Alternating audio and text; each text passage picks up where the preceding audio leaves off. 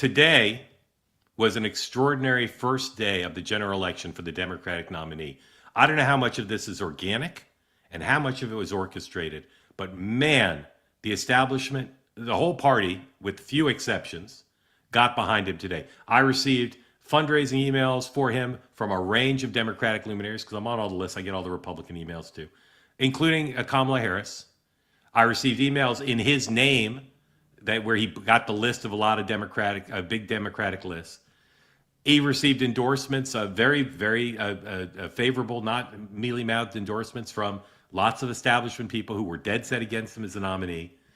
And there were produced videos by his campaign and by others that I don't care if you think he's the worst person in the world. You cannot look at these videos and not say, this is a movement with energy, and he is an effing good performer, ladies and gentlemen. I could show you. We spend the rest of the time looking at them. They're just the ones that came out today. I got to show you too. They're incredible. And again, I'm not commenting on his policies. I'm not even commenting on his chances of winning. I'm just telling you, this guy is going to be a bigger media star because of the nature of digital media now than the mayor of New York City and then Barack Obama was in 2008, because they can produce videos like this. First one is from the DSCC, the Democratic Senator Campaign Committee, run by my two senators in New York, Chuck Schumer, Kirsten Gillibrand, who were basically fully opposed to this guy being the nominee. And within 12 hours, really less, within 6 hours, 5 hours of his being declared the nominee, they produced this extraordinary video. I'm warning you now, if you're allergic to goosebumps, leave the room. 3B, please. Just a city boy, born and raised in South Detroit. He took the midnight train going anywhere. But most of all, it needs us to spread that contagious Michigan passion that has come to define us. It's that we have the audacity to believe that we can change this world, and that each of us will. Don't stop believing. Hold on to that feeling. Street light people. Don't stop believing. Hold on. Street light people. All right, it's not the DSCC, but it's their PAC. It's the same thing. Now, a few things I need to say. First of all, there is no place called South Detroit. So, Michiganders don't love that. Number two, do you guys know who the other speaker was at that graduation where young Abdul spoke? Do you know who the other speaker was? Huh? Clinton. And Bill Clinton went up to him. It seemed reminiscent of when Bill Clinton met President Kennedy at the Boys Nation at the White House and shook his hand. And you know what Bill Clinton went up to him and said? I'm told today, I don't know if it's true, maybe it's apocryphal. Bill Clinton, I'm told, said, you're too good at public speaking to be a doctor. You should be in politics. All right, so there's that. Now here's another video, because I got to show you some of them. This is a new ad from the campaign, new video from the campaign with another great soundtrack. Number 3, please. This campaign, the political establishment never imagined we could win. They said we couldn't build a movement of Michiganders united by all that we share instead of divided by all that we don't. They were wrong. Everywhere I go, I hear the same thing. It shouldn't be this hard. People are working harder and falling further behind. Politicians like Mike Rogers, they want us divided, convinced that we have more to fear from each other than the people rigging the system against us. But our campaign has never been about Democrats or Republicans. It's about people who believe our tax dollars should be invested here, not in endless war. That healthcare should be for all. That government should work for us. That power belongs to the people. Michigan, this land was made for you and me. All right, Ron Fournier, who covered Bill Clinton in Arkansas, is already compared this candidate to Bill Clinton in terms of his skills. Kristen, I don't want to be hyperbolic. I glanced at the chat at some people using improper sexual metaphors to describe how I'm talking about him and how I have for the last couple months. How good is he? Like, how good a political athlete is this guy? Yeah, I remember when he first emerged as a potential, like Haley Stevens, we all thought she'd win, right? And then he started creeping up. And when I went back and watched some videos just months ago, and thought, like, if this guy is a nominee, like, he can perform, he can put it on. So I watching those videos, they know the chords to push and they know the song to sing, and he's a great performer. So I'm with you there. I mean, similar. I mean, I know we talk like a number of these flawed policy wise candidates are great performers. I mean, some would say Barack Obama was that way too. He has a talent, no doubt about it. And more importantly than that, though, from those two videos, again, I haven't watched too many outside of that, but those two videos show that his team understands the environment that we're in.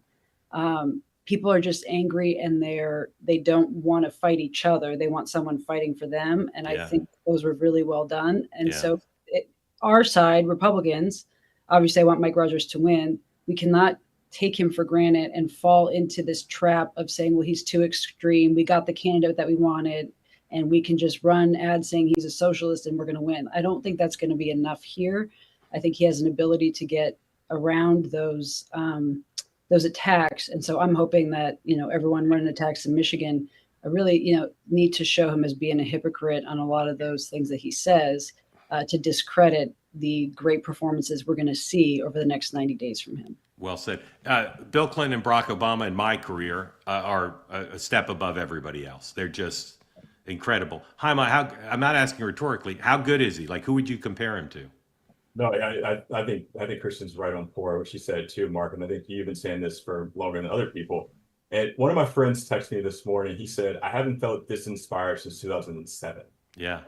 And so I think people are comparing him in some ways to Barack Obama, and I think he enjoys that. He's welcoming that, but he seems to be a much more adept political athlete than people thought. And to Kristen's point, we thought that Haley Stevens was going to do a lot better in this campaign because she had been doing this for quite some time now. And we thought that she had sort of the pulse of what's going on in Michigan. But it seems like El Said has the pulse of what's going on. He has the energy. He has the ability to be a political athlete. And what we've seen with Mandani, he has the ability to put together a team that can execute on this. I mean, it is so brilliant that you can so quickly put together these types of videos and compete at this level. This is high quality content.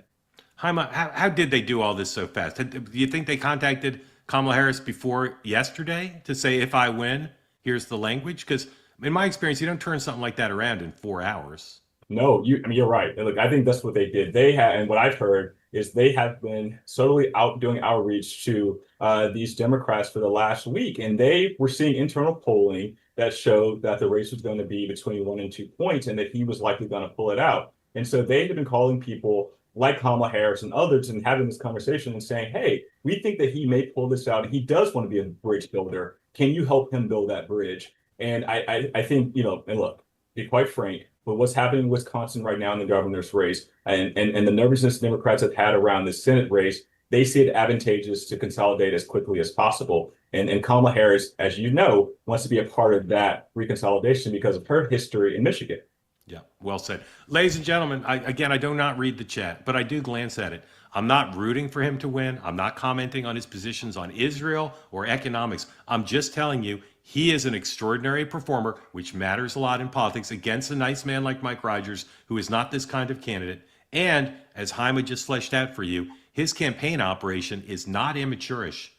We've all been around Senate campaigns, statewide, even in big races, that are not at this level of sophistication. You don't get the Senate super PAC to produce an ad of that quality in 5 hours. And remember, up until yesterday, the position of that super PAC was, we want that guy to lose. And today, they put one of the best, it's really one of the best Senate campaign videos I've ever seen for either party. And somehow they got Chuck Schumer to produce that in 3 hours, meaning they started several days ago, even though he hadn't won.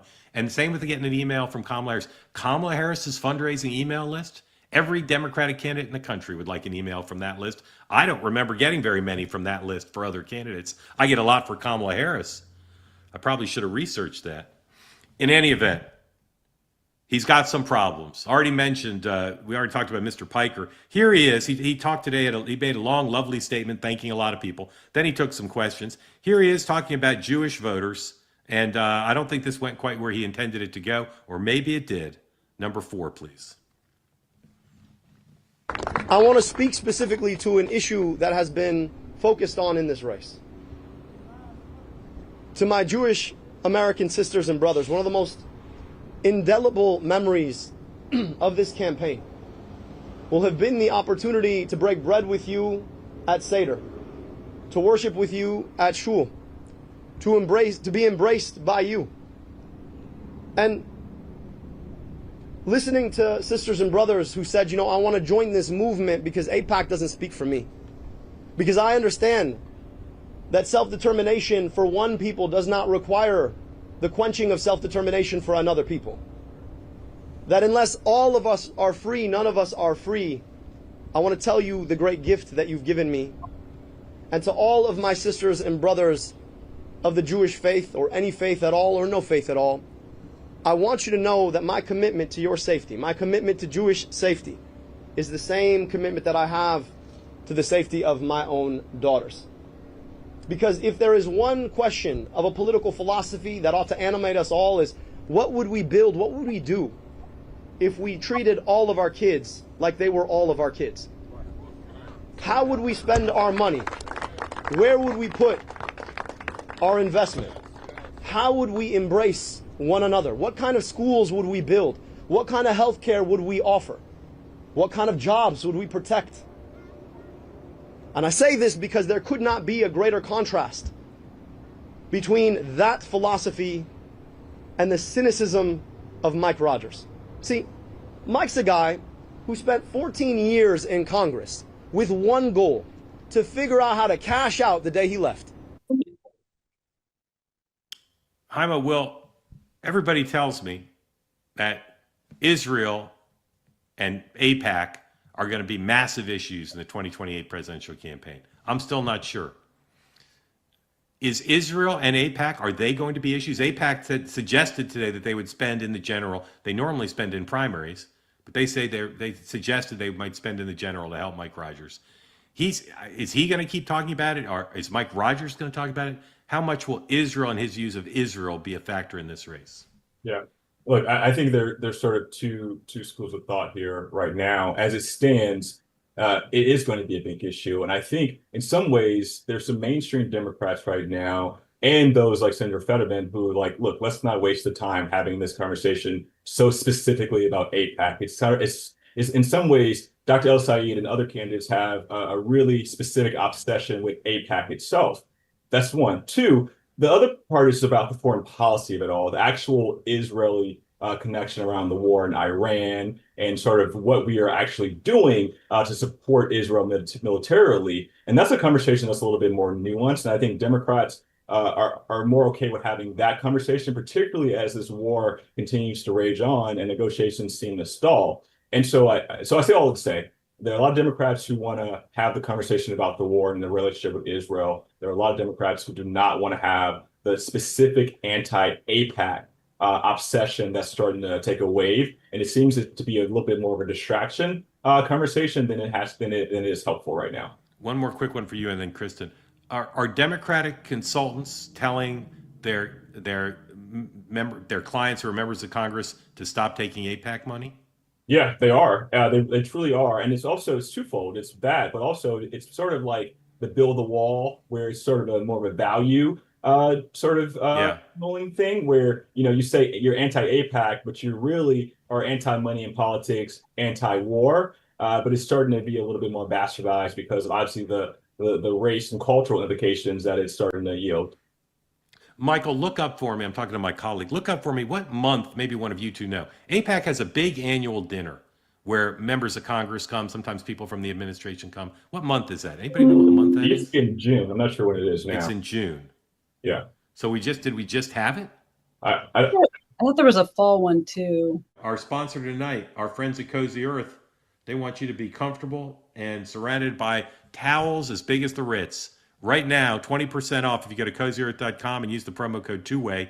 They're going to send you 2 sets of towels. The beach towels and the bath towels. Here's what's going to happen. Your new beach towels are going to be as soft and plush as your current bath towels, and your new bath towels are going to be like the towels you get when you stay at the Ritz-Carlton or the Four Seasons. That's what's going to happen, and all with 20% off. Give it a try if you need some new towels. Go to CozyEarth.com. Look for the beach towel, bath towel set right there, and buy them. Oversized, incredibly plush, super absorbent. They feel elevated compared to what you got now. I guarantee it. Incredible collection of plush options, different colors.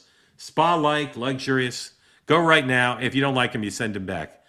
No questions asked return policy. And I had to return one thing because it was the wrong size. Truly no questions asked. No paperwork, nothing in triplicate. Go to CozyEarth.com. Use the promo code TWOWAY to get 20% off. And the post-purchase survey, say you heard about it right here. Hey, want to be part of the Two-Way community all the time? Hit the subscribe button. Great video clips like this, plus conversations like no other, full episodes, and more, always available on this channel. You got to hit subscribe to never miss a thing. You can now listen to full episodes of The Morning Meeting and Two-Way Tonight on Apple, Spotify, or wherever you get your podcasts.